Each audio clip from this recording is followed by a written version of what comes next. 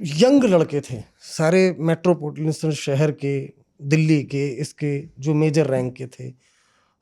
वो उस मतलब क्या जज्बा होता है, जैसे सामने अगर दुश्मन है, क्या ऐसा, या कंपनी कमांडर या जो लीड करता है वो क्या ऐसा करता है कि जो सैनिक है वो एकदम अटैक की मुद्रा में, वो रियल फीलिंग क्या होती है जब सामने दुश्मन? देखिए, एक टीम कमांडर या कंपनी कमांडर या बटालियन कमांडर, जब कमांडर का मतलब कमांड करना ही नहीं होता है, लीड करना ही नहीं होता है, अपने साथियों को के अंदर वो जोश और जुनून भी पैदा करना होता है।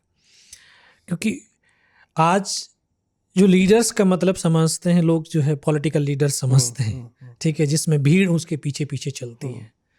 लेकिन वहाँ भीड़ नहीं चलानी है, वहाँ आगे वाला जवान चल रहा है, उसकी अगर पैर उड़ जाता है, पीछे वाला जवान को डर लगता है। घबरा जाता हूँ। उस समय उस लीडर की जो वास्तविक स्किल है तब वो काम आती है। तो फिर वो धर्म, जाति और क्षेत्र का सहारा लेता है। अरे जाट है ना, जाटों ने कभी झुकना नहीं सीखा है, गर्दनें कटा देते हैं लेकिन अपनी कौम को के ऊपर धब्बा नहीं लगाते। तेरी माँ ने तुझे जन्म दिया ना, छाती का जो दूध पिलाया है, वो इसलिए नहीं कि तू जाट का कायर बेटा है, तू बहादुर बेटा है, तू सिख है। अरे सिखों ने पगड़ी को नीचे नहीं रखा, सिखों ने तो अपनी पगड़ियों को दीवारों में चिनवा दिया है। अरे तू यदुवंशी है, तू उस कौम का है, अरे जिसमें कृष्ण ने बांसुरी भी बजाई तो सुदर्शन चक्र भी चलाया है, जिसने बैटल ऑफ रजांगला में 120 में से 114 ने उस चाइनीज सैनिकों को मौत के घाट उतारा है। अरे वो योद्धा हो, वो कौम है, तो वो कौम, वो धर्म, वो क्षेत्र, वो आग उबलते हैं। और वही एक लीडर अपने कम्युनिकेशन, जो उसका इफेक्टिव कम्युनिकेशन है, उसके अंदर वो उबाल पैदा कर देता है। फिर वो देखता ही नहीं है कि यार यहाँ पर सुरंग है, यहाँ पर बारूद है, या आगे से गोली आ रही है, बस तो वो चलता जाता है और आगे बढ़ता जाता है। वो आपने देखा होगा वहां पर ना, वो जब मैंने वो देखा वॉर। है, वो मैंने देखा है, तभी मैं बता पा रहा हूँ कि मैंने देखा है कि आगे वाले का पैर उड़ जाता है, पिछले वाला घबराता है। टीम का उसको लेकर के चलना है, आगे बढ़ना है, क्योंकि टीम हमें जो है भाई आगे बढ़ाती है। टीम वर्क है और लीडर का काम है अपनी टीम को साथ लेकर के चलना। यही एक मिलिट्री लीडर और बाकी लीडर्स में फर्क होता है। क्योंकि हम जो हमारे अनुकूल होता है तो उसमें तो हम सब कुछ कर लेते हैं भाई, सुविधाएं हैं, संसाधन हैं।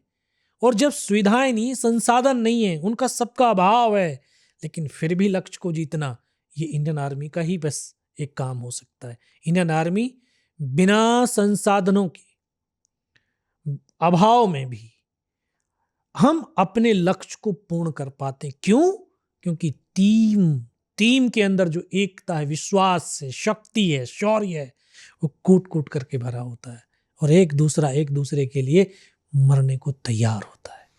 जो आपको बताया गया कि आपको मरणोपरांत परमवीर चक्र मिलने वाला है, तो उस वक्त क्या महसूस हुआ था?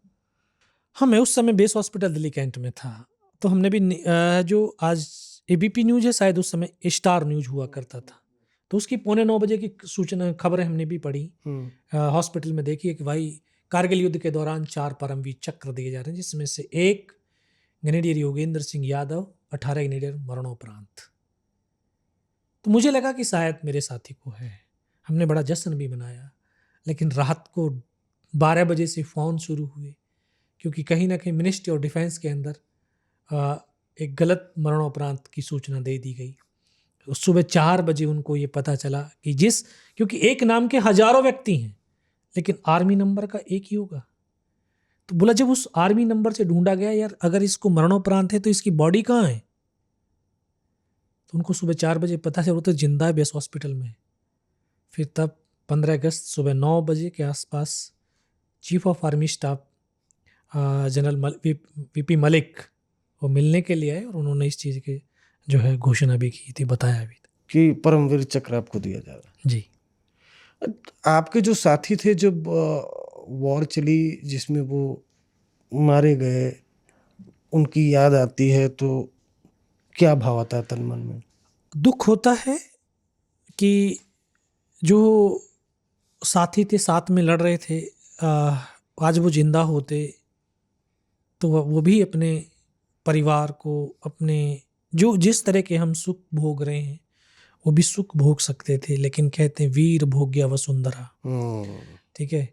वीर हमेशा अगर वीर गति को प्राप्त होता है तो वो स्वर्ग में के लिए स्वर्ग में सुख भोगता है और वो जीतता है तो धरती का सुख भोगता है। दुख होता है, पीड़ा होती है, लेकिन ये भी सच है कि वॉर में फूल नहीं बरसते, गोलियां बरसती हैं, नुकसान तो होता है, गम होता है, लेकिन खुशी होती है कि हमने अपनी यूनिट, अपनी रेजिमेंट, अपनी सेना और अपने राष्ट्र के नाम को नीचे नहीं होने दिया। यही गर्व होता है। और उस दुख और पीड़ा से उभरने का सिर्फ एक ही है, आध्यात्म। कि हम जितने अपने आध्यात्म से अपने आप को जोड़ते जाएंगे उतना ही हमारे अंदर उस वास्तविकता का पता चलता जाएगा कि हम इस धरती पर आए हैं तो क्यों आए हैं। आज नहीं तो कल मृत्यु तो होनी है, वो तो निश्चित है, लेकिन हम ये शरीर नष्ट होना है क्यों, किसके ऊपर करने? राष्ट्र के ऊपर करो।